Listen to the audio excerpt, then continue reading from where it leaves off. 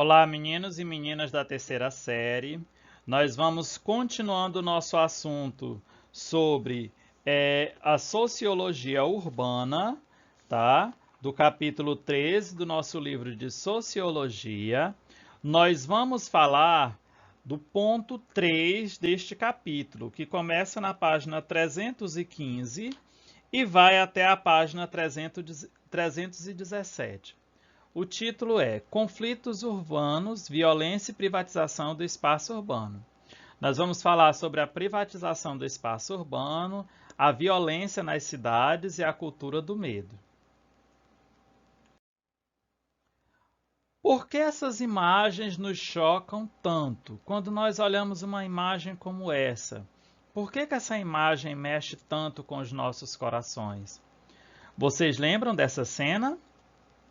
Aqui é a cena do sufocamento de George Floyd, aquele rapaz negro que foi sufocado por um policial branco em Minneapolis, nos Estados Unidos, e por conta disso houve uma grande comoção internacional, né, que levou a grandes movimentações, né, grandes protestos, que é o Black Lives Matter, né, aqueles protestos falando que as vidas negras importam, né? E aqui tem uma imagem do que provocou tudo isso, que é o rapaz sendo sufocado por um policial branco sem chance de defesa. E por que essas situações mexem tanto conosco? Porque aqui nós temos claramente uma situação de grande violência, né?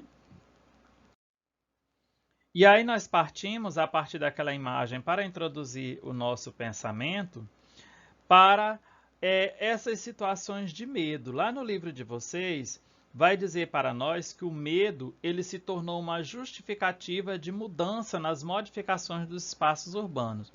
As pessoas que vivem nos espaços urbanos, que vivem nas sociedades, vivem sobre uma constante pressão, né?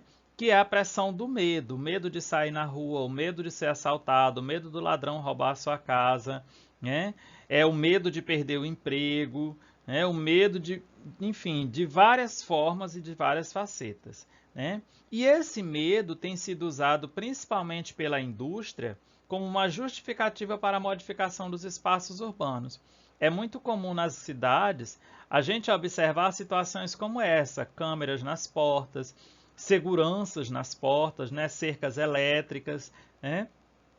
Isso são exemplos de situações de privatização do espaço público e do espaço privado. Né? Tanto nas casas quanto nos espaços públicos acontece muito esse tipo de situação. Percebam que quando a gente entra no banco, por exemplo, tem lá os guardas que estão lá vigiando. Né? Isso só acontece porque há uma necessidade de segurança patrimonial, né, de segurança daquele espaço, porque não se pode vacilar, porque pode aquele espaço sofrer uma violência, um assalto, coisa do tipo, né?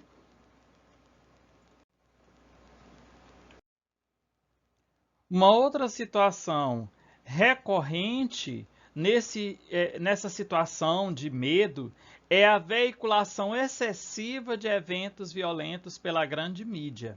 Ou seja, os grandes canais de televisão, eles são constantes em reproduzir situações de violência. Aqui eu trouxe para a nossa tela apenas imagens de 3 canais que são muito assistidos, são canais abertos no país inteiro e que mostram muito essas situações de violência. Aqui nós temos a Rede Record, que tem canais exclusivos para falar dessas situações, né, os noticiários locais, tem ali o Cidade Alerta e etc., que vão passando muito forte essas informações nesse sentido. Tem aqui o Band, né, o Band News, né, o canal da Band, que tem os programas lá, como o programa do apresentador da Atena, por exemplo, que é muito incisivo nessa questão da violência. E na Rede Globo tem também alguns programas muito fortes, que são os programas jornalísticos, que falam muito dessa questão da violência, né? Embora os jornais falem assim da situação de um contexto mais generalizado, mas sempre tem alguma situação de violência em cada jornal. O que nós podemos perceber? Que a grande mídia, de certa forma, ela é muito responsável por disseminar este medo, né, entre as pessoas, dentro das sociedades, né? E esse medo, cada vez que vai passando uma notícia como essa, ele vai sendo alimentado e fazendo com que as pessoas vivam sobre constante sensação de medo. Isso vai levar principalmente a situações de ansiedade, né? Uma certa tensão quando você sai na rua, né? E este medo ele tem um motivo. Nós vamos ver lá no final desta aula o quão esse medo pode ser, digamos assim, útil para o mercado, tá bom? Aqui nós temos os dados do IPEA, que é uma instituição que mede várias situações do Brasil. E aqui tem mais ou menos assim um atlas, um mapa da violência de 2020, só no Brasil.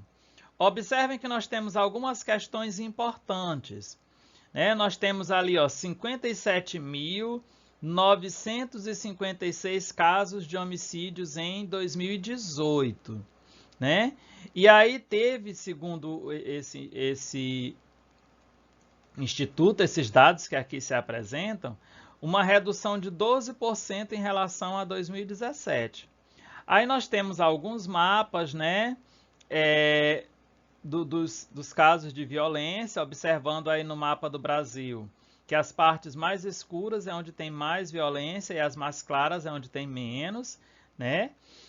E a gente observa aí que o nosso Maranhão está entre os que têm menores índices, mas nem por isso ele está ausente, né? Aí embaixo nós temos, abaixo do mapa, um perfil das pessoas que foram vítimas de homicídio. Ao centro nós temos um perfil da violência contra as mulheres, né? Aí tem alguns dados, né? Tem algumas informações. Esses dados estarão disponíveis para vocês no grupo da escola, da turma, que eu vou colocar lá o mapa em PDF para vocês olharem com mais atenção, né? Aqui ao centro nós temos os números de vítimas de homicídio em 2018. Aqui embaixo um pequeno gráfico que vai falando sobre os tipos de violências LGBTQIA+, né? Que são as violências psicológicas, físicas, torturas, etc. E à direita, né, nós temos a coluna aí que vai mostrando a importância do controle de armas, né, falando um pouquinho sobre essas situações. E lá embaixo falando sobre a desigualdade racial e colocando um dado importantíssimo, que 75% das vítimas de homicídio eram pessoas negras, o que é um grande problema no nosso país, infelizmente. Aqui nós temos algumas situações que merecem a nossa atenção. A primeira delas é, segundo Alba Zaluar, que é uma pesquisadora, uma antropóloga carioca, ela vai dizer que o crescimento da violência urbana é um fenômeno mundial, constatado em países desenvolvidos a partir dos anos 60. O curioso é que no Brasil isso só vai acontecer a partir do final dos anos 70, né? Ou seja, mais de uma década de atraso, né? Alba Zaluar vai colocar para a gente que este processo de crimes violentos, né, essas situações, né, elas já aconteciam, principalmente em países como a França e Estados Unidos, né, e esses crimes, essa violência acontecia muito por situações como, por exemplo, crimes de sangue, que era a violência realizada nos espaços privados, né? A questão de vinganças e etc. Né? E depois ela vai falar que esses crimes vão acontecer principalmente em locais públicos, a questão de situações muito parecidas com o que hoje nós chamamos de terrorismo, né? E situações que ainda acontecem no Brasil. Né? Geralmente é muito comum em manifestações terminarem em quebra-quebra, destruição de patrimônio e etc. né? E ela vai colocar a violência urbana nesse sentido, né? Daquilo que, por exemplo, resulta a criminalidade, da exclusão das pessoas mais humildes, né? Essas pessoas mais humildes se revoltam e acabam acontecendo conflitos, né? Que são os grandes motivos da violência urbana. Fora a marginalidade que também ali existe. Depois ela coloca que foram surgindo ao longo do tempo algumas teorias para explicar o fenômeno da violência nas cidades, né? Ao longo do século XX, a sociologia desenvolveu algumas teorias para analisar essa situação, né? Principalmente a situação entre os jovens, né? A faixa etária em que acontece a maioria das vítimas, a maioria das mortes em relação à violência. Algumas dessas teorias: desorganização social, né, uma questão de matriz evolucionista, né, que assim é o jovem nesta fase, segundo essa teoria, ainda está muito desorientado, ainda não sabe ainda não chegou à maturidade, então ele está em constante conflito e externa esse conflito através da violência, né? O da frustração, que vai atribuir, outra teoria que vai atribuir a desigualdade de oportunidades e o envolvimento com a criminalidade. Vai defender a ideia de que as pessoas só se tornam criminosos porque eles não têm oportunidade no mundo, então eles são obrigados a entrar para o crime para sobreviver. Vai vir também a teoria do rótulo, que vai criticar as teorias anteriores e vai atribuir às instituições governamentais uma ação discriminatória com jovens de minorias étnicas e pobres, ou seja, vai colocar que determinados grupos sociais têm maior tendência a entrar para espaços violentos e para a criminalidade do que outros. Olha que curioso isso. E tem a teoria da crítica, que vai apontar uma necessidade de reforma do sistema penal, acabando com a própria ideia de prisão, que tem uma conotação de castigo e vingança, né?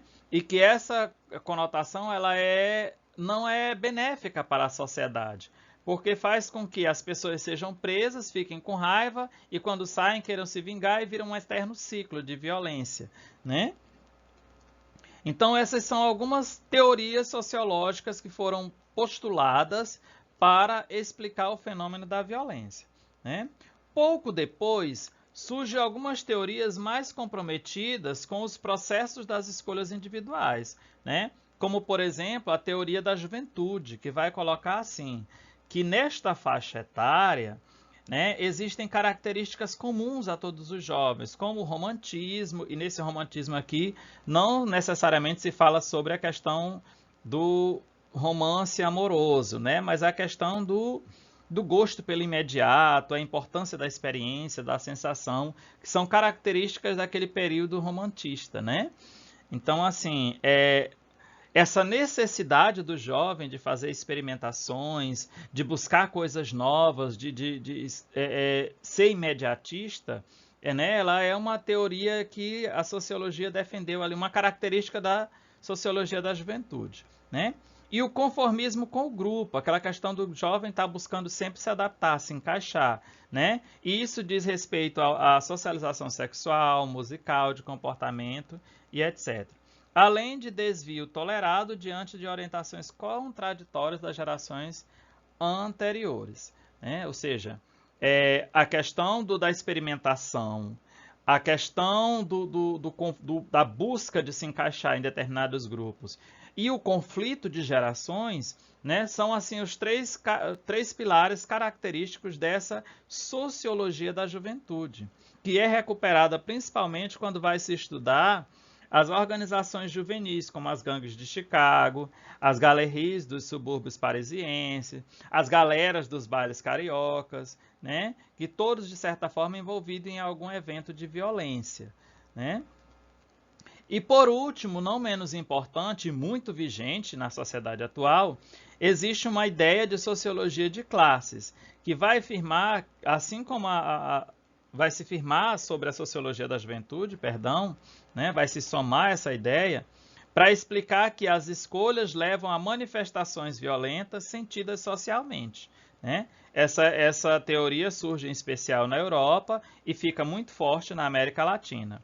E aqui a gente vai observar que os jovens das classes europeias, por exemplo, nos anos 60, né, eles eram identificados pela homogeneização dos comportamentos por meio de roupa, música, sexualidade, uso de drogas, etc. Existia uma certa linearidade, esses jovens faziam tudo muito parecido, né? A partir desses estudos, dessas ideias, né, consegue-se perceber que há um conjunto de transformações culturais, políticas e econômicas que mudam o perfil dessa juventude, mas eles não perdem a ligação com a sua origem de classe, né? Ou seja, esses jovens que estavam em um determinado grupo, com determinadas posturas, né, muito similares, eles acabam estendendo essas posturas através das formas de expressão e contestação, né?